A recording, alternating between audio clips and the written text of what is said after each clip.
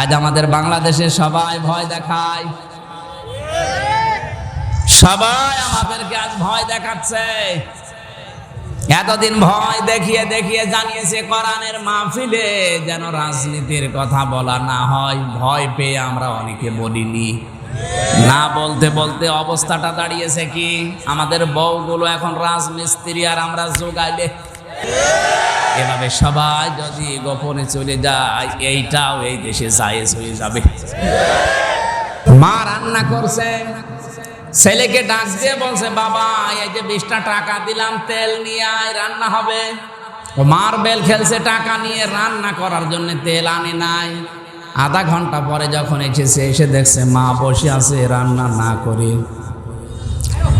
জিজ্ঞাসা করছে, এই বেটা টাকা কই? কথা বলে না। তেল কই? কথা বলে না। এতক্ষণ কোথায় ছিলি? কথা বলে না। আপনি বলেন তো, এ যা যা প্রশ্ন করছে ওই ছেলে জানে না? বলেন বলেন। আধা ঘন্টা কোথায় ছিল তাও জানে, টাকা কি করেছে তাও জানে, তেল নেই কেন তাও জানে। বলতে পারবে? বললেই মার খাবে। আর যদি না বলে তাও। আমরা এখন ঠিক আলেমরা ওই অবস্থায় আছে যারা বিশেষ করে হক্কানি আলেম, কথা বললেও মার খাবো, না বললেও মার খাবো। বইলে মার খাওয়াই ভালো। মা রান্না করার সময় মেয়েকে ডাক দিয়ে বলেছে, মা আমি সব কিছু নিয়ে ঘরে গেলাম, এই যে আগুন জ্বলছে আখার ভেতরে, চুলার ভেতরে, এটা তুই লিভিয়ে দিবি। মেয়েটা দেখেছিল মা যখন এই চুলা ধরায় তখন একটা নম্প আগে ধরিয়েছে, নম্প বাতি, বাতি বোঝেন না, বাতি আগে ধরিয়ে নেয়। এরপরে ওখান থেকে আগুন নিয়ে তারপরে চুলা জ্বালায়। এটা গ্রাম অঞ্চলে করে না? আগে লম্প বা বাতি ধরিয়ে নেয়, ওখান থেকে আগুন নিয়ে চুলা ধরায়, রান্না শেষ হয়ে যায়। ওদিকে বাতি যদি জ্বলতে থাকে, মা হাতের বাতাস দিয়ে মুখের ফৎকার দিয়ে লিভিয়ে দেয়। কথা বলা লাগবে। এটা ঠিক আছে তো? মা যখন চলে গেছে রান্না বাড়া করে, আগুন দাও দাও করে জ্বলছিল, আগুন লিভে গেছে কিন্তু ভেতরে আগুন নেই। সুপ্ত আগুন আছে না? কাঠের আগুন গনগন করছে। মেয়েটা মনে করছে আগুন লিভাতে হলে মা যেমন বাতি বা লম্প হাতের বাতাস দিয়ে ফো দিয়ে লিভিয়েছে, এইটাও মনে হয় এরকম লিভানো লাগে। অত পদ্ধতি জানা আছে, ও ফো দিচ্ছে, এ জ্বলবে না লিখবে? বলেন বলেন। আজ রবের কথাগুলো প্রকাশ করতে গেলে যারা বাধা দিচ্ছেন, আপনি মনে করছেন বাধা দেওয়ার সিস্টেম মনে হয় এইটাই। আপনি তো টের পাচ্ছেন না যে বাধা দিলে ও ছাতা আরো জ্বলে। আপনি যে সিস্টেম শিখেছেন ওটা তো আর এই চুলার আগুন না, ওটা লম্প বা বাতির আগুন। আপনি ওই সিস্টেম শিখে অন্য জায়গায় প্রয়োগ করছেন, হিতে বিপরীত হয়ে আগে যা ছিল তার চাইতে ইসলামপন্থী মানুষ 1000 গুণ বেড়ে গেছে। আপনি টের পাচ্ছেন না? তাই জরিপ চালান বাংলাদেশে, এই 15 বছরের ভেতরে ইসলামপন্থী লোক কিভাবে বেড়েছে আপনি টেরও পাবেন না। আর মনে করছেন আমি ওই যে বাতাস দিলাম হাত দিয়ে, ফো দিয়ে মনে হয় লিভে গেছে। অত লিভবে বাতি বা লম্প, অত চুলা লিভার কথা না। চুলা লিভাতে হলে পানি দেওয়া লাগবে। কথা বলেন না কেন? আপনি জাহান্নামে যাবেন না কোথায় যাবেন ওটা আমার দেখার দরকার না। আমার দেখার দরকার কোরআনের বাণী প্রচার হচ্ছে কিনা। আপনার মনের ভেতরে কি আছে আমি জানি না, কিন্তু কোরআন পড়ার পরে আমার মনে আপনার প্রতি এতটুকু দরদ আছে যে আপনি যদি এখন জাহান্নামের রাস্তায় যান, কিছু না হলেও আপনাকে একটু বাধা দেওয়া লাগবে। যদিও আপনি আমারে দেখতে পারেন না, আপনার সাথে শত্রুতা আছে। এই যে মাওলানা আবু হানিফ, মনে করেন ওনার সাথে আমার আজ 5 বছর মামলা চলছে। কি বলেন বলেন। আমি এরকম সুন্দর পোশাক পরে মিষ্টির হাড়ি নিয়ে আমি শ্বশুর বাড়ি যাচ্ছি, হঠাৎ দেখতে পেলাম ওনার 5 বছরের একটা ছেলে পুকুরে ডুবে মরে যাচ্ছে। আমি যদি বলি ঠিক আছে মরে মরুক, আমি মানুষ, রাগ নাই ওনার সাথে আমার আছে, ছেলের সাথে কি হতো নিষ্পাপ, ওর তো এখনো অপরাধ লেখা শুরু হয়নি। এই কথা বলে না কেন? তাহলে আমার যদি বিবেক থাকে, মনুষ্য থাকে, অবশ্যই ওই ছেলেটাকে আমারে বাঁচানো লাগবে। এখন যদি বাঁচাতে গিয়ে আমার পোশাক আশাক ভিজে যায়, মিষ্টির হাঁড়ি যদি ভেঙে যায়, আমার যদি ওই দিন শ্বশুর বাড়ি যাওয়া না হয়, অসুবিধা নেই, দরকারে পরের দিন যাব, কিন্তু ছেলেটাকে আমারে বাঁচানো লাগবে। যদি মানুষ দাবি করি, আমার ভেতরে যদি মানবতা থাকে, অবশ্যই বাঁচাতে হবে। আমি কোরআনের চোখ, হাদিসের চোখ লাগিয়ে দেখতে পাচ্ছি আপনি জাহান্নামের দিকে যাচ্ছেন। যদিও আপনার সাথে আমার আদর্শের মিল নেই, আপনার সাথে আমার রাজনীতির মিল নেই, আপনার সাথে আমার বাস্তবতারও মিল নেই, তারপরও আপনাকে আমারে বাঁচানো লাগবে, কারণ আমার ভেতরে মনুষ্যত্ব আছে। এই কারণে কথাগুলো বলা হয়, নয়তো আমার কম দরকার আছে কোরআনের মাহফিলে রাজনীতির কথা বলা। কারণ দুনিয়াতে কোরআন বাদ দিয়ে যে রাজনীতি করে, ওটা রাজনীতি না, ওটা পেট নীতি নাই, দুর্নীতি। রাজনীতি একটা ইবাদত, নবীজি নিজে করেছিলেন, ওটা কিন্তু পেট নীতি আর দুর্নীতির জন্য না, তিনি করেছিলেন ইবাদত হিসাবে। আমি যদি ওই কথাটা সঠিকভাবে আপনাকে না বলি, আর রাজনীতি যদি আপনি ওইভাবে করে দুর্নীতি করে জাহান্নামে যান, ক্ষতি তো আপনার নাকি? আমার ক্ষতি হবে কি? কিয়ামতে আপনি জিজ্ঞাসা করেন, আরে বলে না এইটা, এই জন্য তো বলে ফেলে। যারা বলে না ওই মানুষগুলো আল্লাহর ভাষায় আলেম না, ওরা হচ্ছে জালেম। গাজীপুরবাসী ঠান্ডা মাথায় কথা শোনেন। ইয়াসিন, তহা, মুজাম্মিল, মুদ্দাসসির, আহমদ, মোহাম্মদ, আব্দুল্লাহ, এর ভেতরে অন্যতম নাম হচ্ছে মুদ্দাসসির। ইয়া আইয়ুহাল মুদ্দাসসির কুম ফাআনযির ওয়া রাব্বাকা ফাকাব্বির ওয়া সিয়াবাকা ফাতাহহির। আল্লাহ তাআলা বলেন, হে কম্বল গায়ে দিয়ে শুয়ে থাকা মানুষ, ওঠো, শুয়ে থাকলে হবে না, দাঁড়াও, জাতিকে সতর্ক করো। জাতি শিরিক করার জন্য দৌড়াচ্ছে, ওদেরকে সতর্ক করো। এভাবে দাঁড়িয়ে থাকার কাজ না। বিশ্বনবী মুহাম্মদুর রাসূলুল্লাহকে ওই জামানায় আমি যে আয়াতটা পড়েছিলাম, নুনুল কলামি ওয়া মা ইয়াসতুরুন মা আনতা বিনি'মাতি রাব্বিকা বিমাজনুন। হে নবী, আমি সর্বপ্রথম কলম বানিয়েছি, কারণ এটা ভালো এবং মন্দের মূল মানদণ্ড। এইটা দিয়ে মানুষ ভালো কাজও করে, খারাপ কাজও করে।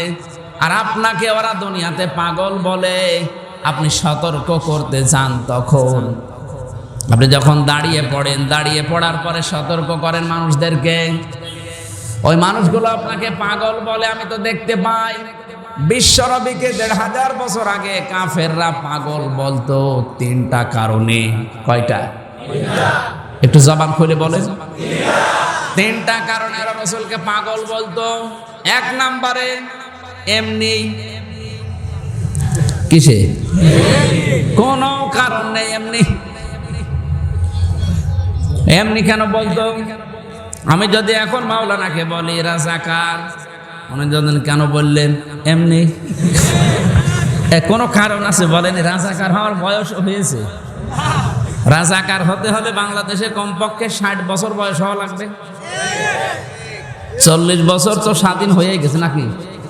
50 বছর, আরো তো অন্তত 10 বছর না হলে তো কিছু এগিয়ে দিতে পারেনি। তাহলে 60 বছর না হলেও রাজাকার হবে না। এর বয়স এখন মনে হয় 35 বছর। এ কথা বলেন এখন। কিন্তু আমি গালি দিলাম কি বলে? উনি যদি আমার প্রশ্ন করে কেন বললেন এমনি, আজও ওই জামানায় যা নবীকে এমনি পাগল বলতো, আমাদের আলেমদেরকে অনেকে এমনি।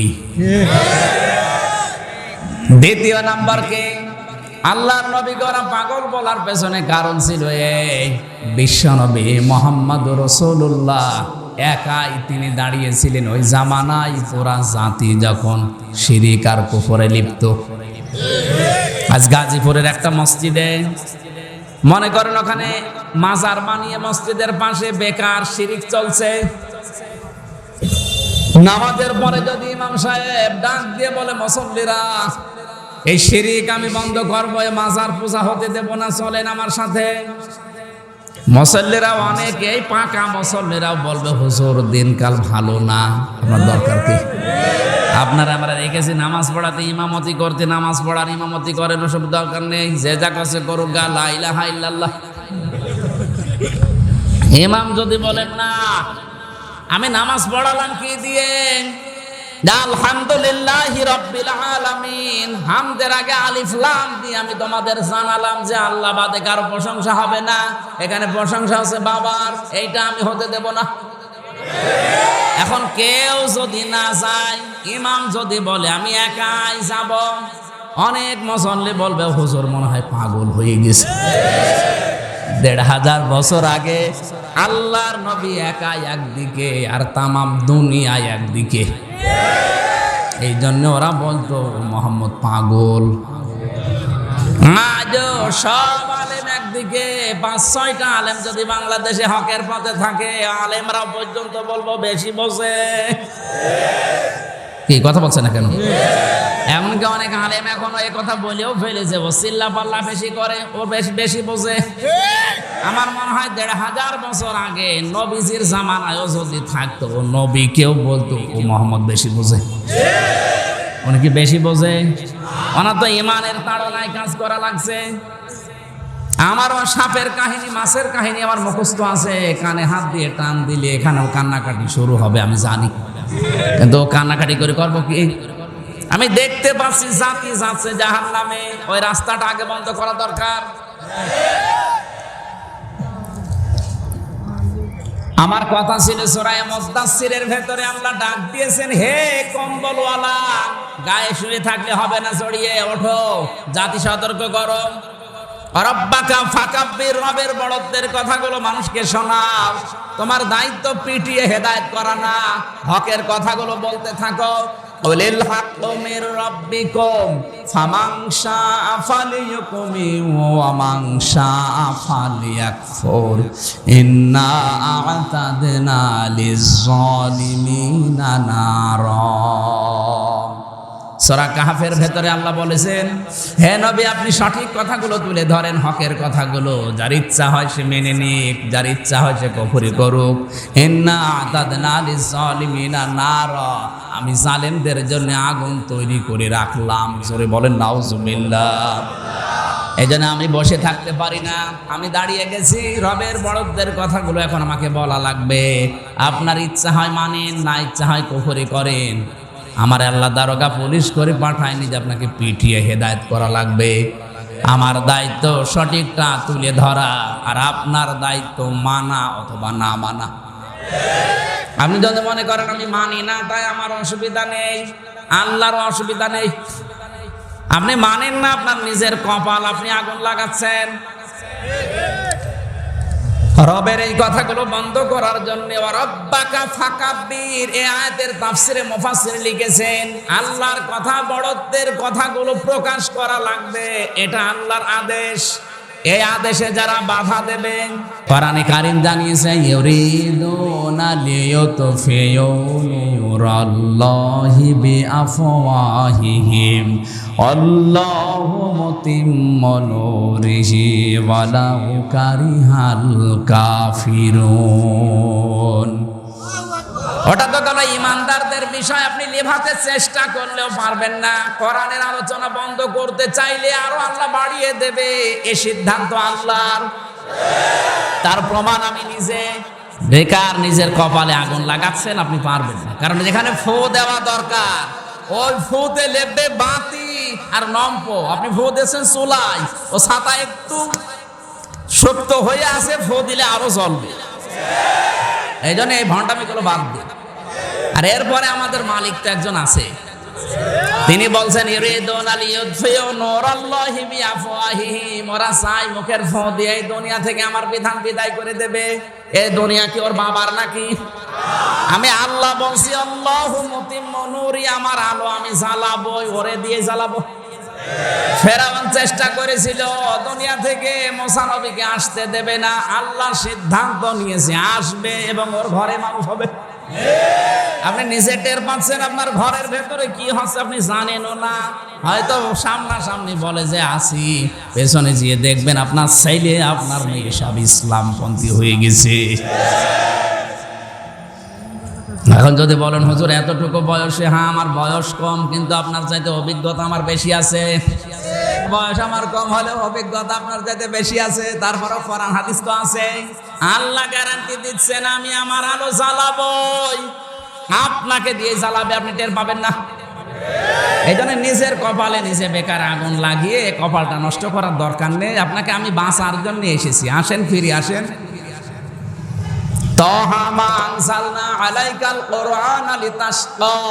হে নবী, কোরআন আমি আপনাকে এই জন্য দেইনি যে আপনি অপমান হবেন, অপদস্থ হবেন, মার খাবেন না। কোরআন আমি দিয়েছি আপনাকে দুনিয়ায় উপরে তোলার জন্যে। অন্তত এইটার কাছে যারা আসবে তাদেরকে আল্লাহ উপরে তুলবে, এই গ্যারান্টি দিচ্ছেন আল্লাহ। কে?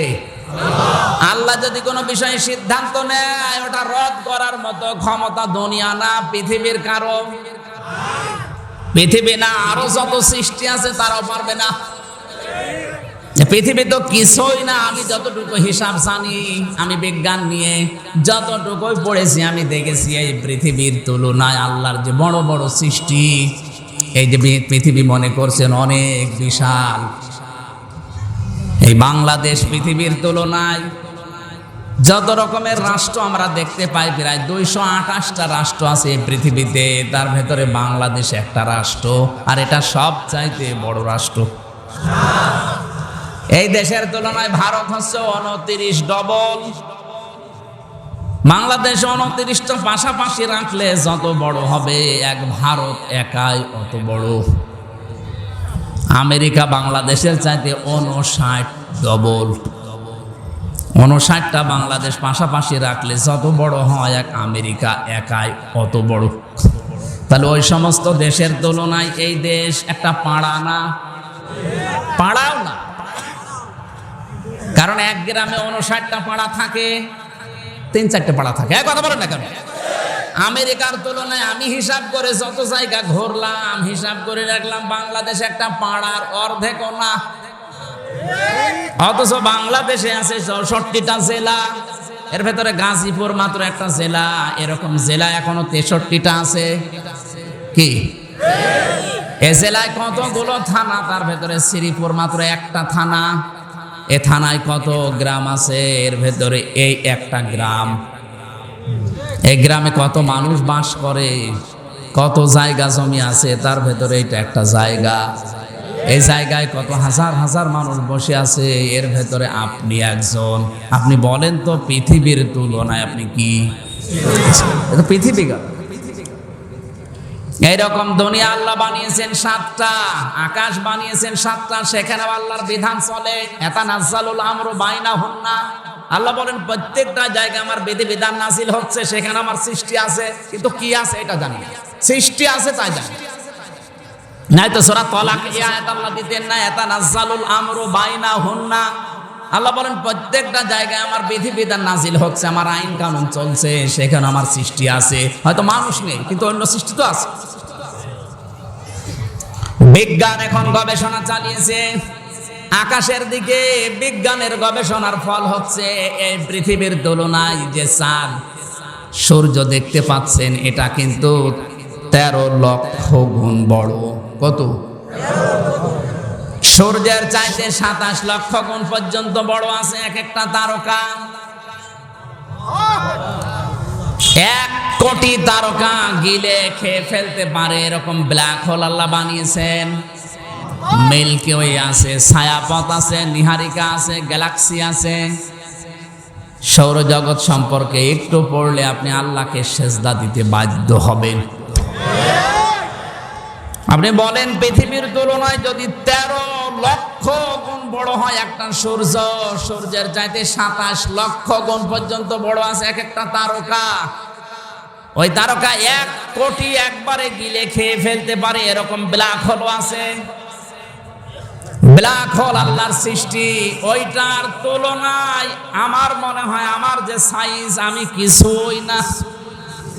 মাঝে মাঝে এই জন্য আমার মনে হয় আল্লাহ আমি তোমার নজরে আছি তো, আর আমার এই ভাব দেখে কি আমি সেই আল্লাহর বিরুদ্ধে অবস্থান নিয়েছি। এ কথা বলেন না কেন? কোরআনের একটা আয়াত মনে পড়ছে, সূরা বাকারা 26-27 নম্বর আয়াত। আল্লাহ পাক বলেন, কাইফা তাকফুরুনা বিল্লাহি ওয়া কুনতুম আমওয়াতান ফাআহইয়াকুম সুম্মা ইউমীতুকুম সুম্মা ইউহয়ীকুম সুম্মা ইলাইহি তুরজাউন। মানুষ কেমন করে আমার নাফরমানি করে, আমি আল্লাহর বিরুদ্ধে অবস্থান নেয়, আমি আল্লাহর সমকক্ষ দাঁড় করাই, কেমন করে করে আল্লাহরও বিশ্বাস হচ্ছে না। এজন্য কাইফা শব্দ দিয়েছেন। বালাগাত মান থেকে 17টা কায়দা আছে কাইফা ব্যবহার করার। তার 13 নাম্বার কায়দা হচ্ছে কাইফা শব্দটা ব্যবহার করা হয় ওই সময় যখন আল্লাহরও কোনো কাজ বিশ্বাস হতে চায় না, আল্লাহ বিশ্বাস করতে পারছেন না, এই কারণে যে কি করে করে। এ তো 29 বছর আগে উল্লেখ করার মতো কিছু ছিল। কথা বলে না কেন? আমি 29 বছর আগে আমার মায়ের রেহেমের ভেতরে আসি নাই। হালাতা আলাল ইনসানি হিনুম মিনাদ দাহরি লাম ইয়াকুন শাইয়াম মাযকুরা। কি নিয়ে এমন করো বলো? তুমি তো উল্লেখ করার মতো কিছু ছিলে না, তোমার নাম তো দূরের কথা, তোমার যে উল্লেখ করা যায় যে এটা একটা টিস্যুর বক্স, এরকমও তুমি ছিলে না। বাবার স্ফলিঙ্গ দিয়ে দ্রুত গতিতে যখন মায়ের রেহেমের ভেতরে তুমি যাচ্ছিলে, ওই সময় এক ফোঁটা নাপাক পানির ভেতরে 40,000 রূহ থাকে। বিজ্ঞান এখন এক ফোঁটা নাপাক পানি নিয়ে গবেষণাগারে নিয়ে দেখেছে, এক এক ফোঁটা নাপাক পানির ভেতরে 40,000 সন্তান তৈরি হওয়ার সম্ভাবনা আছে। কোরআনে কারীম জানিয়েছে, ইয়াখরুজু মিন বাইনিস সুলবি ওয়াত তারাইব। আল্লাহ পাক বলেন, বাবার স্ফলিঙ্গ দিয়ে দ্রুত গতিতে এই পানিটা বের হয়ে যখন মায়ের নাপাক রেহেমের ভেতরে যেতে চায়, তখন একবারে 40,000 এই সংখ্যানো এই ডিম্বাণু যাওয়ার জন্য প্রতিযোগিতা করে। হয়তো অনেকেই হোঁচট খেয়ে পড়ে যায়। মায়ের রেহেমের যে দেওয়াল আছে, এই দেওয়ালের সাথে কেউ ধাক্কা লেগে পড়ে যায়, কেউ কারো সাথে লাগে পড়ে যায়, কেউ জায়গা মতো যেতে পারে না, সাথে যেতেই মরে যায়। ওই রেহেম পর্যন্ত হয়তো কারো 1টা 2টা 5টা 7টা 13টা পর্যন্ত পৃথিবীতে বাচ্চা হয়েছে, আর বাকিগুলো সব মারা যায়। ওই যে যখন আপনি প্রতিযোগিতায় যাচ্ছিলেন, ওই সময়ও বাঁচবেন কিনা আপনার বাবাও জানে না, মাও জানে না, জানে কে? ওই সময় যদি আল্লাহ বলতো ওই ধাক্কা লেগে পড়ে যা, আপনি পড়ে দিতেন। মায়ের রেহেমের ভেতরে যে দেওয়াল আছে, জরায়ুর ভেতরে যে দেওয়ালটা আছে, ওই দেওয়ালে ধাক্কা লেগে যদি আপনাকে আল্লাহ হোঁচট খেয়ে ফেলে দিত, আপনার কোন বাবা এই দুনিয়ায় এখন মস্তানি করতে বলেন? আপনি যে ঝামেলা করেন, আপনি টের পাচ্ছেন কোন জায়গায় ছিলেন আপনি?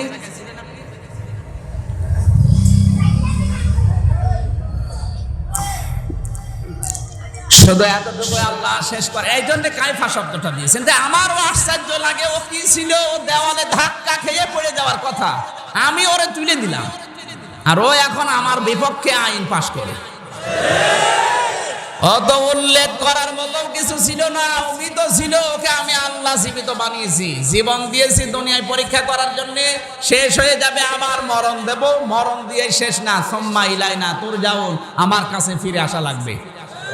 আল্লাহর কাছে যদি ফিরে যাওয়া না লাগতো, আল্লাহর কসম আমি কিচ্ছু বলতাম না, যা মনে লাগে আপনি তাই করেন, কিন্তু যে ফিরে যাওয়া লাগবে এটাই তো ঝামেলা। শুধু ফিরে যেয়ে শেষ। আজকে আমি দুপুরবেলা ওখানে কিয়ামতের ভয়াবহতা সম্পর্কে আলোচনা করেছিলাম। কিয়ামতে আল্লাহ যখন মানুষকে ফিরিয়ে দাঁড় করাবে, ময়দানটা এত কঠিন বানাবে, সবাই উলঙ্গ থাকবে, কিন্তু তাকানোর সাহস পাবে না। মুসা নবীর মতো, ঈসা নবীর মতো এত বড় পাওয়ারফুল নবী, যারা আল্লাহর সাথে সরাসরি কথা বলতেন, তারা বলবে, আল্লাহ তুমি আমার মা মরিয়মের সাথে যা ভালো লাগে আচরণ করো, কিন্তু তুমি আমারে কিছু বলবা না, তুমি আমারে বাঁচাও। ইব্রাহিম নবীর মতো এত বড় পাওয়ারফুল নবী, শক্তিশালী নবী বলবেন, আল্লাহ তুমি আমার বাবা আজরকে নিয়ে যা করবা করো, ওরে জাহান্নামে দিবা কি জান্নাতে দিবা আমার দরকার নেই, তুমি আমারে কিছু বলবা না, আমারে বাঁচাও। এত বড় বড় নবীরা যেখানে কোল কিনারা পাচ্ছে না, ওই ময়দানে আপনাকে দাঁড় করাবে আল্লাহ। টের পাচ্ছেন সামনে কি আছে? আমার ভাইরা, এতটুকু পর্যন্ত আল্লাহ শেষ করেননি। কিয়ামতের ওই কঠিন ময়দানে যখন মানুষ হাবুডুবু পর্যন্ত খাবে ঘামের ভেতরে, সবাই করবে ইয়া নাফসি ইয়া নাফসি। নবীজি বলেন ওই কঠিন ময়দানে আল্লাহ 7 প্রকার মানুষকে তার আরশের ছায়ার তলে বসিয়ে মাছের কলিজা দিয়ে খাবার খাওয়াবে। জোরে বলেন আল্লাহু আকবার। এই 7 প্রকার মানুষের 1 নাম্বার হচ্ছে তারা আল ইমামুল আদিল। দুনিয়ায় যে সমস্ত শাসকগুলো ন্যায় বিচার কায়েম করতে পারে। কি বিচার? শাসক মানে শুধুমাত্র প্রধানমন্ত্রী না, আপনি আপনার নিজের জায়গায় শাসক। এখানে যতগুলো মানুষের নাম দেখলাম তার ভেতরে চেয়ারম্যান আছে না নেই? উপজেলা চেয়ারম্যান, ওনাদের যে সমস্ত অফিসে যারা স্টাফ হিসাবে কাজ করে উনি ওই জায়গার জন্য শাসক। এক কথা বলা লাগবে, এরকম অনেক চেয়ারম্যান আছে, অনেক অফিসার আছে যে অফিসে স্টাফরা কাজ করলে করতে চায়, 8 ঘন্টার জায়গায় 10 ঘন্টা ডিউটি করে, তাও মনে হয় না। আর এমন অফিসার আছে যার কাছে 8 ঘন্টা মনে হয় 80 ঘন্টার মতো। ও মাঝে মাঝে চিন্তা করে আল্লাহ কখন বিকাল 4টা বাজবে, আর পারি না। তাহলে আপনি কি করেন যে আপনার কাছে ও থাকতেই চায় না? আর এই লোকটা কি করে যে ওর কাছ থেকে যেতে চায় না বলেন? এই জন্য ন্যায় বিচার, আপনার অধীনস্থ যারা আছে, আপনার কর্মচারী যারা আছে, আপনার নিচে যারা আছে, তাদের সাথে ন্যায় বিচার কায়েম যদি করতে পারেন ওই জায়গায় থেকে, ও জায়গাটা যত ছোট হোক, কিয়ামতের দিন আপনি আল্লাহর আরশের তলায় ছায়া পাওয়ার অধিকার লাভ করবেন। সেটা যদি চেয়ারম্যান হয়, মেম্বারও হয়, উপজেলা চেয়ারম্যান হয়, মন্ত্রী হয়, ডিসি হয়, এসপি হয়, পিওনও হয়, হোক যে যেখানে যে চেয়ার পেয়েছেন। হ্যাঁ, এমনকি আপনি পরিবারের জন্য শাসক, আপনার নিচে আছে আপনার স্ত্রী, আপনার সন্তান, আপনার, ও যদি 14,000 বার হজ করে ওর একবারও হজ কবুল হবে না, কারণ ও শরীক ফাঁকি দিয়েছে। যারা ছেলের নামে সব লিখে দিয়ে মেয়েকে ফাঁকি দেয়, আপনার নামাজ পড়া না পড়া সমান। কারণ যারা শরীক ফাঁকি দেয়, হাদিস হচ্ছে তারা 2টা জিনিস থেকে বঞ্চিত। 1 নম্বরে ওদের জীবনের কোনো ইবাদত আল্লাহ কবুল করে না, 2 নম্বরে মরণের সময় ওরা ঈমান পায় না, বেঈমান হয়ে মারা যায়। বেঈমানের জন্য কোনো সুসংবাদ আছে? যারা শরীক ফাঁকি দিয়েছেন এখনই যে ফেরত দেন। রাজশাহীতে একবার আমার মেয়েটাকে নিয়ে গেলাম ওই জান্নাতুল মাওয়া, 4 বছর তখন বয়স, ওর একটাই রোগ যে ও কিছু খায় না। ডাক্তার দেখে উনি পরীক্ষা নিরীক্ষা দিল 10টা, হাসপাতালের নাম লিখে দিল যে ওখান থেকে করে নিয়ে আসবেন। বললাম স্যার অন্য জায়গা থেকে, বলছে না ওখানে যাওয়া লাগবে। ওখান থেকে করে নিয়ে ওখানে যেয়ে দেখি যিনি ক্যাশে বসে আছে উনি আমার আত্মীয়। বললাম ভাই স্যার যে বারবার আপনার এখানে আসতে বলে অন্য জায়গায় যেতে দেয় না, বলে যে 10টা পরীক্ষায় 30% করে ওনারে আমাদের টাকা দেওয়া লাগে হালাল ভাবে। হালাল টাকা এটা দেখিনি। আমি বললাম ঠিক আছে আপনার কাছে আমি দেখাবো না, অন্য জায়গায় দেখিয়েছি পপুলারে, পরীক্ষা নিরীক্ষা করে এনে রিপোর্ট দিয়েছি, উপরে ওই যে কাগজ পপুলার লেখা ওনার ওইটা যায়নি। দেখা তো দূরের কথা, টান দিয়ে ছুঁড়ে ফেলে দিল। ওনার টাকা যা আছে সবই তো হালাল। এজন্য ওরা ওদের ছেলেকে মেয়েকে ডাক্তার বানিয়ে ওই বিভাগটা দুর্নীতিগ্রস্ত করে ফেলেছে। আপনি যদি আপনার ছেলেকে মেয়েকে এই নিয়ত নিয়ে ডাক্তার বানান যে আমার ছেলে হবে ডাক্তার শাহিন জর্দারের মতো ফরিদপুরের, রাজশাহীর ডাক্তার ফাতেমা সিদ্দিকার মতো আমার মেয়ে হবে, ঢাকার ডাক্তার মতিয়ার রহমানের মতো ডাক্তার আমার ছেলে হবে, এই নিয়ত নিয়ে পড়ি ওই জায়গা পর্যন্ত তুলে দেন। ছেলেকে ডাক্তার বানাতে যদি 20 লাখ টাকা খরচ হয়, 20 লাখ টাকা আল্লাহ রাস্তা দান করা সওয়াব হবে। ইসলামে আমরা বুঝি না, আমরা মনে করি শুধু নামাজ পড়া রোজা রাখার হো করা ইবাদত, এটা যে বড় ইবাদত। ওই ইবাদতগুলো আজ না থাকার কারণে তো সব জায়গা দুর্নীতিগ্রস্ত। ওই জায়গাগুলোতে এরকম মানুষ পাঠান, কথা বুঝতেছে? এই জন্য ডাক্তার বানাবেন, আপনি ইঞ্জিনিয়ার বানাবেন, এর জন্য যদি লেখাপড়া করা লাগে, কষ্ট স্বীকার করা লাগে, একটা এসপি বিসিএস ক্যাডার, টিওনো বিসিএস ক্যাডার, বিসিএস ক্যাডার হওয়ার জন্য আপনার ছেলেকে মেয়েকে যদি লেখাপড়া করাতে 10 লাখ 20 লাখ টাকা খরচ হয় ওর পেছনে, আর ওই ছেলেটা যদি শ্রম দিতে পারে পড়াশোনার উপরে, ও যদি ফাঁকি না দেয়, যোগ্যতা অর্জন করে, ওই জায়গাগুলো যদি চেষ্টা চালায় আমি দুর্নীতি মুক্ত করব, ওর পুরাটা জীবনই ইবাদত। তাহলে এই যৌবন বয়সের ইবাদত যারা করছেন তাদেরকে আল্লাহ কিয়ামতে ছায়ায় স্থান দেবে, তাও আরশের ছায়ায় মাছের কলিজা খাওয়াবে। এরকম যুবক দেশে এখন আছে, আপনি টের পাচ্ছেন না? তাই এখন আপনি তো ইবাদত বোঝেন না। এরকম 7টা পয়েন্ট আছে হাদিসের ভেতরে। মহান আল্লাহ আমাদেরকে কিয়ামতের এই কঠিন ময়দানে অন্তত যেন একটু ছায়া দেন, জোরে বলেন আমিন। সূরা মুদাসসিরের যে আয়াত থেকে পড়েছিলাম, কুল্লু নাফসিন বিমা কাসাবাত রহিনা, আল্লাহ পাক বলেন প্রত্যেকের কাজের জন্য নিজে দায়ী। নিজে কাজ করবেন, অন্যের উপরে চাপিয়ে দেবেন না। আজ হয়তো অনেক নেতার কথা শুনে তুমি আল্লাহর বিরুদ্ধে অবস্থান নাও, কিয়ামতে ওই নেতা তোমার পাশে দাঁড়াবে না, তোমার দায়িত্ব তোমাকেই নেওয়া লাগবে। এটা মনে রাখো ভালো করে, কেউ নেবে না, ও আরো পালাবে, বলবে আমি ওরে চিনি না বলবে। এটার বাস্তব প্রমাণ কোরআনের সূরা আবাসা, ইয়াউমা ইয়াফিরুল মারউ মিন আখি, আল্লাহ বলেন সর্বপ্রথম মানুষ থেকে পালাবে তার ভাই। কে? বলেন ভাইয়ের কথা আগে কেন? আমরা জানি আমরা যদি নিজেরা গন্ডগোল করি, কারো সাথে মারামারি করি, হট্টগোল করে বাড়িতে আসি, আমার নিজের দোষ। আমার মা শুনলে রাগ করে, বাবা শুনলে বকা দেয়, আর ভাই শুনলে বলে অসুবিধা নেই চল আমি দেখছি। কি ও ভাই কিন্তু জানে যে এরই দোষ, তারপরে আমার পক্ষ নিয়ে যারা বিপক্ষে আছে তাদের মারতে যায়। এক কথা বলেন না কেন? ও মনে করবে মনে হয় এরকমই দুনিয়ায় যেমন আমার পক্ষ নিয়েছে অন্যায় জানার পরেও আজকে মনে হয় আমার পক্ষে থাকবে। আল্লাহ বলেন না, পক্ষে থাকা দূরের কথা, ইয়াফিরু মানে খেচ্ছে, দৌড় দেওয়া। ওই যে মাথা তুলে দৌড় দেয় পুলিশ দেখলে, ওইভাবে দৌড়াবে। কিয়ামতের কঠিন ময়দানে মানুষ শুধু আপনজন দেখতে দেরি, আপনজনের ভেতরে ভাই, এরপরে মা, এরপরে বাবা, এরপরে স্ত্রী, এরপরে সন্তান, এরপরে বন্ধু, এরপরে নেতা। 7 জনের নাম আছে। কয়জন? বলেন।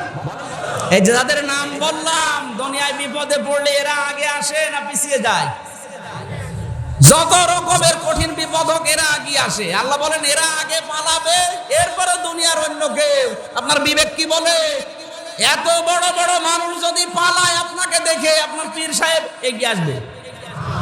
ওর সাথে তো আপনার সম্পর্কই নেই। ও তো আরো আগে পালাবে, বলবে আমি দুনিয়ায় পীরই ছিলাম না। সত্যি বলবে। ও যখন বিপদ দেখবে বলবে আমি পীর ছিলাম না, আমার কিসের মুরিদ। তাফসীরে মাযহারের ভেতরে আছে যে মায়ের পা ধরে সন্তান 500 বছর পর্যন্ত কাঁদবে, 500 বছর পরে ওর মুখের উপরে লাথি দিয়ে বলবে দুনিয়া আমার বিয়েই হয়নি, ছেলে পাবো কোথায়? তাহলে মা যদি কথা বলে, পীর সাহেব বলবেন যে আমি পীর ছিলাম না, আমি মুরিদ পাবো কোথায়? আর আপনি ওর ধান্দায় বসে আছেন যে আমি 2 পীরের মুরিদ। এগুলো সব ধারণা, ছেড়ে দিন। কুল্লু নাফসিন বিমা কাসাবাত রহিনা, প্রত্যেকটি মানুষ তার নিজ কৃতকর্মের জন্য দায়ী থাকবে, কেউ কারো বোঝা বহন করবে না। ওয়ালা তাজিরু ওয়াজিরাতু ওয়িজরা উখরা, আল্লাহ বলেন কারো বোঝা বহন করা দূরের কথা, দেখলেই আপনজন পালাবে। ও জানবে যে ও মনে হয় কিছু করার জন্য আসছে। আমার বন্ধুরা, ইল্লা সাহাবাল ইয়ামিন, তবে শুধুমাত্র ডানপন্থী লোক যারা, তারা বাদ দিয়ে। কি পন্থী? বাংলাদেশে এখন ডানপন্থী লোকও আছে, বামপন্থী লোকও আছে। ফি জান্নাতি ইয়াতাসালুন, জান্নাতের ভেতরে ডানপন্থী যারা, তারা একে অন্যকে দেখাশোনার পরে প্রশ্ন করবে। সভাপতি সাহেব যদি ডানপন্থী হয়, আমির হামজা যদি ডানপন্থী হয়, 2 জন জান্নাতের মেন গেটে বেলকনিতে দেখা হবে। ডাক দিয়ে বলবে ভাই আপনি কোথায়? বলে আমি পাশের ফ্ল্যাটে আছি, আসেন বারান্দায় বসি। বেলকনিতে বসে আমরা দুইজন যখন গল্প করব, হঠাৎ করে নজর চলে যাবে জাহান্নামের দিকে। জাহান্নামের দিকে যাবার পরে আমি ওনাকে বলবো, ভাই আপনি ওদেরকে চেনেন? আনিল মুজরিমিন, এই পাপিষ্ঠ লোকগুলো কারা চেনেন? সঙ্গে সঙ্গে উনি আমারে বলবে, না আমি তো চিনি না, কিন্তু পরিচিত মনে হচ্ছে। চলেন তো ওই মানুষগুলো কেন জাহান্নামের আগুনে দাও দাও করে চলে একটু জিজ্ঞাসা করি। মা সালাকাকুম ফি সাকার। একজন আর একজনকে যখন জিজ্ঞাসা করবে, বলতে তো পারবে না, তখন জাহান্নামের মালিক ফেরেশতা দারওয়ানকে বলবে, এরা জাহান্নামে পড়ে আছে কোন কারণে? মালিক ফেরেশতা বলবে, আমি জানি না, ওদেরকে প্রশ্ন করেন। আমরা দুইজন উপর থেকে জাহান্নামে যারা আছে দাও দাও করে জ্বলছে, জিজ্ঞাসা করব কেন জাহান্নামে এসেছেন? যত মানুষ জাহান্নামে আছে ওরা এক বাক্যে বলবে, ক্বালু লাম নাকু মিনাল মুসাল্লিন। সবাই এক বাক্যে জবাব দেবে, জাহান্নামে আল্লাহ দিয়েছে এই জন্যে যে আমরা নামাজ পড়তাম না। গাজীপুরবাসী বিবেক দিয়ে বলবে, কোন হিন্দু কি বলবে নামাজ পড়তাম না? কোন খ্রিস্টান, কোন বৌদ্ধ? কারণ ওদের নামাজ, বলেন না কেন? এ কথা বলতে পারে কারা? তাহলে যে মুসলমান দাবি করার পরেও নামাজ পড়ে না, ও যদি আওয়ামী লীগ করে ও জাহান্নামী, ও যদি বিএনপি করে, ও যদি জামাত ইসলাম করে, এক কথা বলা লাগবে। মুসলমান দাবি করার পরেও যে নামাজ পড়ে না, সে যে দলের লোক হোক ও জাহান্নামী। আর এরকম জাহান্নামী লোক আপনি জানা শোনার পরে ওর সাথে সম্পর্ক রাখবেন? ওয়াজ হয়ে গেছে যদি বুঝে থাকেন, নাকি আরো বলবো? দ্বিতীয় নম্বর ওরা বলবে, আলাম না কোন তিমুল মিসকিন, জাহান্নামে আল্লাহ দিয়েছে এই কারণে যে এতিম মিসকিনদের খাবারের ব্যবস্থা করতাম না, নিজেও দিতাম না। তিন নম্বরে কুননা নাখুদু মাআল খায়দিন, আমরা শুধু সমালোচনা করতাম, একের দোষ অন্যের উপরে চাপিয়ে দিতাম। এটা এখন বাংলাদেশে নেই, আয়াত বলার দরকার নেই। ওয়াকুননা নুকাযযিবু বিয়াউমিদ্দিন, 4 নম্বরে বলবে কিয়ামতের ময়দান যে হবে এটা আমরা বিশ্বাস করতাম না। হাত্তা আতানাল ইয়াকিন, হঠাৎ করে আমাদের কাছে মরণ চলে এসেছে। ফামা লাহুম ফামা ক্বালু ফামা লাহুম হাত্তা আতানাল ইয়াকিন ফামা লাহুম আনিত তাযকিরাতি মুরিদিন, নাকি তানফাউ শাফিঈন আছে না? ফামা তানফাউহুম শাফাআতু শাফিঈন। এই যে 4 প্রকার মানুষের নাম বললাম, যারা মুসলমান দাবি করেও নামাজ পড়ে না, যেই মানুষগুলো এতিম মিসকিনের খাবারের ব্যবস্থা করে না, নিজেও খাবারের জন্য উদ্বুদ্ধ করে না মানুষকে, নিজেও দেয় না, যারা সমালোচনা করে মানুষের বসে বসে, একের দোষ অন্যের উপরে চাপিয়ে দেয়, কিয়ামত যারা বিশ্বাস করে না, এদের জন্য যদি কেউ সুপারিশও করে, আল্লাহ বলেন কাজে লাগবে না। জোরে বলেন নাউজুবিল্লাহ। ফামা লাহুম আনিত তাযকিরাতি মুরিদিন, এরপরেও কি তোমরা মুখ ফিরিয়ে আল্লাহর এই আলোচনা থেকে ফিরে যাবে? আল্লাহ আমাদেরকে তার আলোচনা বোঝার তৌফিক দিন, আমিন। ইন্নামা ইয়াখশাল্লাহা মিন ইবাদিহিল উলামা ইন্নাল্লাহা আজিজুন হাকীম। আল্লাহ পাক বলেন, যত বান্দা বান্দি দুনিয়াতে আছে সব চাইতে বেশি ভয় আমি আল্লাহকে করে আলেমরা। এখন আলেম কারা? কোরআন এবং হাদিস পড়ে আমি যতটুকু পেয়েছি, আল্লাহর দৃষ্টিতে, রাসূলের দৃষ্টিতে আলেম হচ্ছে 3 প্রকার। 1 নম্বরে ওলামায়ে দাওলা, রাষ্ট্রীয় আলেম, রাষ্ট্রের বিভিন্ন অবৈধ কাজকে বৈধ করার জন্য অনেক আলেম রাষ্ট্র টাকা পয়সা দিয়ে পালে। না, ওইটা বাংলাদেশে এখনো শুরু হয়নি, ভারতে চলছে। অত জোরে বলার দরকার নেই, যেটা থাকে থাক, বলবেন যে ভারতে চলছে। এই দেশে এখন ওলামায়ে দাওলা নেই, আছে? এই যে এতক্ষণ যিনি কথা বলছিলেন উনি কিন্তু ওলামায়ে দাওলা না, উনি হক্কানি আলেম। হক্কানি আলেম কোথায় পাওয়া যায় আমরা শেষের দিকে যাব ইনশাআল্লাহ। আপনি আছেন তো নাকি? দ্বিতীয় নম্বরে নবীজি বলেন ওলামায়ে উম্মত। ওলামায়ে উম্মত কাদেরকে বলে? উম্মত যেদিকে চলে, উম্মত যেদিকে ঘরে ও রায় ওই দিকে দেয়। ও কোরআন হাদিস দিয়ে রায় দিতে চায় না, উম্মত যেদিকে চলে, জাতি যেদিকে চলে ওই দিকে ও রায় দেয়। এই বাংলাদেশে আমি প্রায় এই কয়েকদিনে 7টা অলরেডি পেয়ে গেছি। তার ভেতরে 1 নম্বরে যে মানুষ মারা গেলে অনেকে খানা করে না, এই জেলায় মনে হয় নেই। মানুষ মারা গেলে খানা হয় না। এ মাহফিলের সভাপতি, উনি সভাপতি না, সভাপতির বাবা যদি মারা যায়, উনি যদি বাবার পক্ষ থেকে কিছু করে তাহলে ওইটা হবে সাদাকা। ওইটা কি? কথা বোঝার চেষ্টা করেন। 10 ঘন্টা কথা শোনার দরকার নেই, 1 ঘন্টা শুনুন। মৃত ব্যক্তির পক্ষ থেকে যা করা হবে ওইটা কি? সাদকা খাওয়া জায়েজ হচ্ছে ইয়াতিম আর মিসকিনদের জন্য। উনি যে 5000 মানুষ দাওয়াত দিল সবই তো এতিম না, মানে এমন এমন এতিম আসে আমার মতো 5 গাড়ি নিয়ে আসে। কি এতিম? আপনি বলেন তো, ওর তো বাবার খানা দিয়ে 5000 মানুষকে দাওয়াত দিয়েছে, খাবারের কথা ছিল এতিম আর মিসকিন, কারণ ওটা সাদকা। ওটা কি? আপনি এমনিতে আলাদা দাওয়াত দিলে আমার মতো 5 গাড়ি প্যারাডো কারণ নিয়ে এসে খেয়ে দিলে অসুবিধা নেই, কিন্তু এইটা খাওয়া তো এতিম আর মিসকিনদের অধিকার। ওই জায়গায় এসে আমিও ঢুকলাম, আমি কি এতিম? অনেকে বলে আমার মা বাবা নেই, তাহলে ওটা বুড়ো এতিম না, এতিমই আমরা বুঝি না। আন্দাজে এই যে খেয়ে যাচ্ছে, অনেক আলেম পর্যন্ত খাচ্ছে না, অসুবিধা নেই। কিন্তু উম্মত যেদিকে যায় ওইদিকে যায়। এটা বলা হয় ওলামায়ে উম্মাত। বাংলাদেশের এই 3.5 লক্ষ মসজিদের ইমাম খতিব আমি যতটুকু হিসাব করে দেখেছি সব ওলামায়ে উম্মতের ভেতরে পড়ে যায়। বলতে চায় না, কারণ বললে ওরও দাওয়াত ওই দিন হারাবে।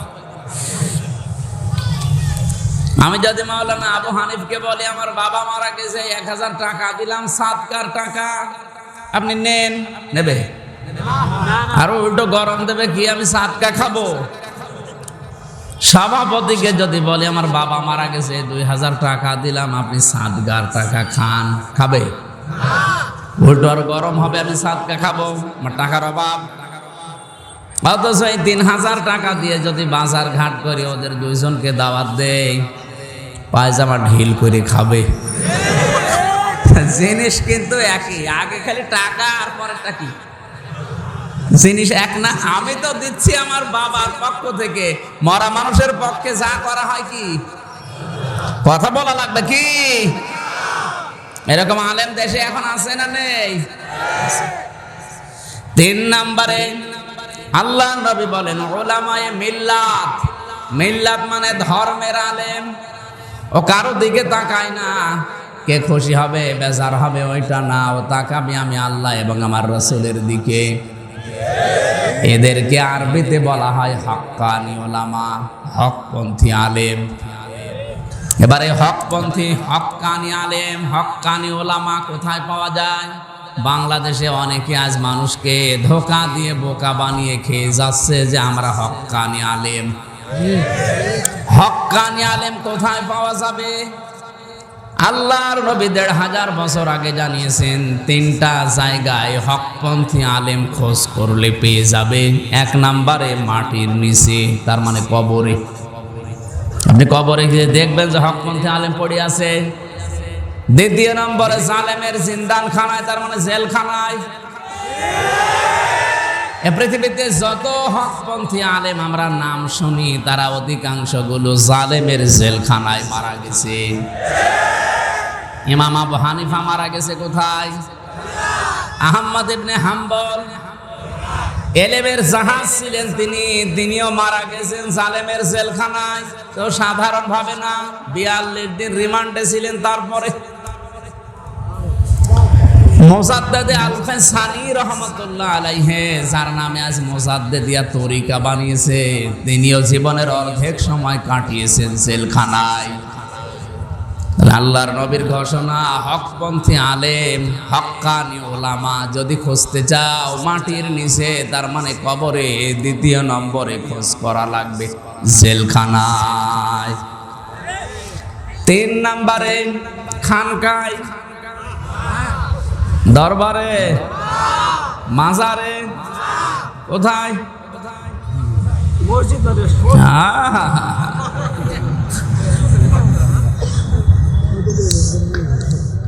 নবীজি বলেন 3 নাম্বার জায়গা হচ্ছে জিহাদের ময়দান।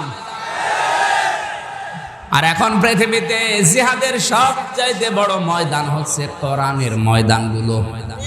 কারণ এখানে জালেমদের সামনে জুলুমের কথাগুলো কোরআন দিয়ে তুলে ধরা বড় জিহাদ।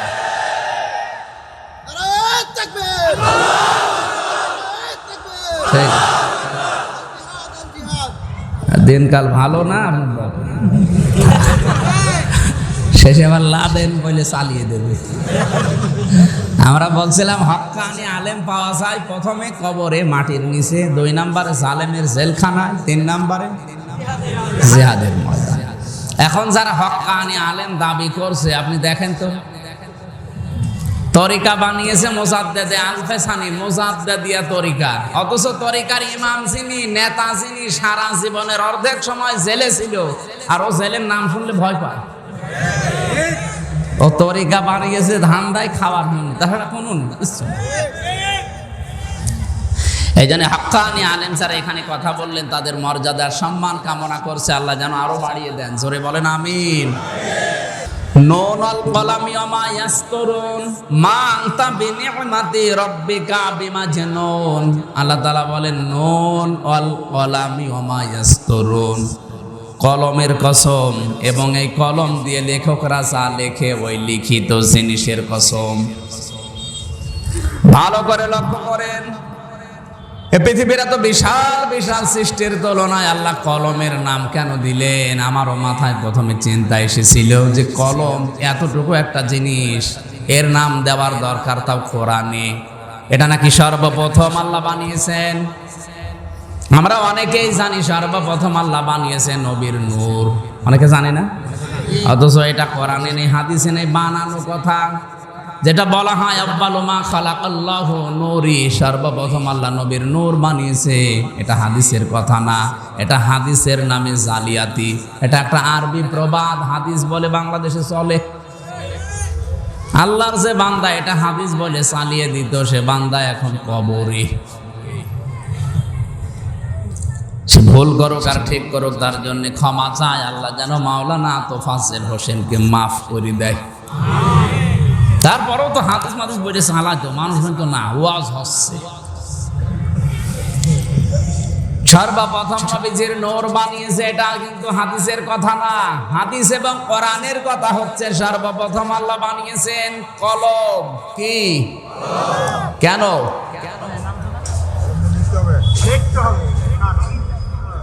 কলম বানানোর কারণ হচ্ছে, আপনি চিন্তা করবেন পৃথিবীর যত ভালো কাজ, যত খারাপ কাজ, তার মূলে কিন্তু কলম। এই যে ভাইয়ের জমি জাল দলিল করে নেয় কি দিয়ে? কথা বলেন না কেন? সরকারের যে সমস্ত সম্পদগুলো অনেকে আত্মসাৎ করে কি দিয়ে?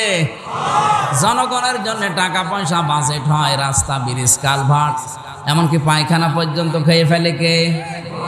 কে দিয়ে? ভালো মানুষকে ধরে নিয়ে মামলা সাজায় কি দিয়ে? যদিও এদেশে এখন শুরু হয়নি, শুরু হলে বলবেন। কিচ্ছু জানে না, ঘরে ঘুমিয়ে আছে, ঘুম থেকে উঠে দেখছে জেলখানায়। কি গো, তুই গাছ কেটেছিস কখন? স্বপ্নে। এই যে এবার মামলা লিখলে ওর দামে কি দিয়ে? বলেন বলেন, অন্য কিছু দিয়ে লেখা যায় না, কলম দিয়ে। মোবাইলে যদি আপনি লেখেন, তাও আপনার কলম দিয়েই লেখা লাগবে। হঠাৎ জেলখানায় ঘুমিয়ে আছে, মনের দুঃখ নিয়ে, আল্লাহ আমি কিছুই করিনি, তারপরও আজ এখানে।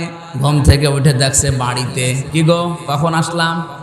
ওর বউ বলছে তোমাকে কে যেন নিয়ে গেল, কে যেন দিয়ে গেল, মাঝখান থেকে 50,000 টাকা আল্লাহর ওলি নিয়ে গেছে। সে যাই হোক, এই যে এগুলো সাজানো গোছানো করেছিল কি দিয়ে? পৃথিবীর যত ভালো কাজ বলেন, খারাপ কাজ বলেন, সব কিছুর মূলে একটা ভালো মানুষকে কালার করার জন্য, তার চরিত্র হনন করার জন্য যা করা হয় দেখবেন কলম দিয়ে, ভালো মানুষকে ফাঁসির রায় দেওয়ার জন্য লেখা লাগে কি দিয়ে? কলম খুব মারাত্মক জিনিস। দরুদ আর সালাম পড়ছে আমাদের নবী, মানবতার মহান বন্ধু শিক্ষক মুহাম্মদুর রাসূলুল্লাহ সাল্লাল্লাহু আলাইহি ওয়াসাল্লাম। তার জীবনের প্রত্যেকটা জায়গাকে অনুসরণ করা ফরজ, কিন্তু নবুয়তের পরের অংশ। আমি আবার বলছি, এদিকে তাকান, শিক্ষিত মানুষ যারা আছেন তাদের কাজে লাগবে। আল্লাহর নবীর 63 বছরই মানা কিন্তু ফরজ না। রাসূলুল্লাহকে মানা শুধু ফরজ না, ফরজে আইন, ফরজে, কিন্তু কোন সময়? নবুয়তের পর। তিনি কিন্তু জন্মের পর থেকেই নবুয়ত পেয়েছেন, বিষয়টা তা না। তিনি নবুয়ত পেয়েছিলেন 40 বছর বয়সে। কথা বলেন না কেন? তাহলে 1 থেকে 40 বছর পর্যন্ত যদি আপনি তাকে না মানেন, আপনি জান্নাত যেতে পারবেন না, বিষয় এমন না। কিন্তু 40 থেকে 63 এই 23 বছরের একটা সেকেন্ডও যদি আপনি বলেন মানি না, তাহলে আপনি যত বড় ইবাদতকারী হবেন জান্নাত পাবেন না। 1 থেকে 40 বছর পর্যন্ত তিনি রাসূলুল্লাহ ছিলেন না, তিনি ছিলেন মুহাম্মদ ইবনে আব্দুল্লাহ। কথা বুঝতেছেন? এজন্য আজ পৃথিবীতে যারা মুহাম্মদ ইবনে আব্দুল্লাহর 1 থেকে 40 বছর মেনে চলে, তাদেরও পৃথিবীতে কোনো সমস্যা হবে না, হওয়ার কথাও না। এমনকি নবীজিরও কোনো সমস্যা ছিল না। 1 থেকে 40 বছর পর্যন্ত তিনি বিনা ঝামেলায় দুনিয়া পার করে ফেলেছিলেন। কিন্তু তিনি যখন রাসূলুল্লাহ হলেন, কত বছর? আরো জোরে। রাসূলুল্লাহ হওয়ার পর দিন থেকে তিনি আতঙ্কে, এমন আতঙ্ক হয়েছিল, এসে স্ত্রীকে বলছে আমাকে ঢেকে দাও। হযরতে খাদিজাতুল কুবরা ওই সময় তিনি আল্লাহর নামের কসম দিয়ে বলেছিলেন, আল্লাহি মা ইউখজিকাল্লাহু আবাদান। আল্লাহর কসম, আল্লাহ আপনাকে অপমানিত, লাঞ্ছিত, বঞ্চিত, ঘৃণিত করতে পারে না। আপনি হতাশ হবেন না, কারণ আপনি রক্তের সম্পর্কগুলো ঠিক রাখেন। স্ত্রীর সার্টিফিকেট লক্ষ্য করেন, যারা স্বামী আছেন তাদেরকে বলছে। খাদিজাতুল কুবরা ওই সময় কি মুসলমান না মুশরিক? মুসলমান না, মুশরিক, কারণ এখনো তো ঈমানের দাওয়াতই পায়নি। একজন মুশরিকা মহিলা খাদিজাতুল কুবরা ওই সময় ঈমান আনেননি। তিনি স্বামীকে ডাক দিয়ে বলছে, আল্লাহি, আল্লাহর কসম, মা ইউখজিকাল্লাহু আবাদান। কখনো আল্লাহ আপনাকে লাঞ্ছিত, অপমানিত, ভয় দেখাতে পারে না। কেন? তিনি 5টা কারণ বললেন। 1 নম্বরে, ওয়ালা তাসিলুর রহিমা, আপনি কোনোদিন রক্তের সম্পর্ক ছিন্ন করেন না। আজ বাংলাদেশে যত স্ত্রী আছে, কোন স্বামী সম্পর্কে 100% এরকম গ্যারান্টি দেওয়া সম্ভব না, কারণ আমরা স্বামীরা ওই জায়গাতে আর নেই।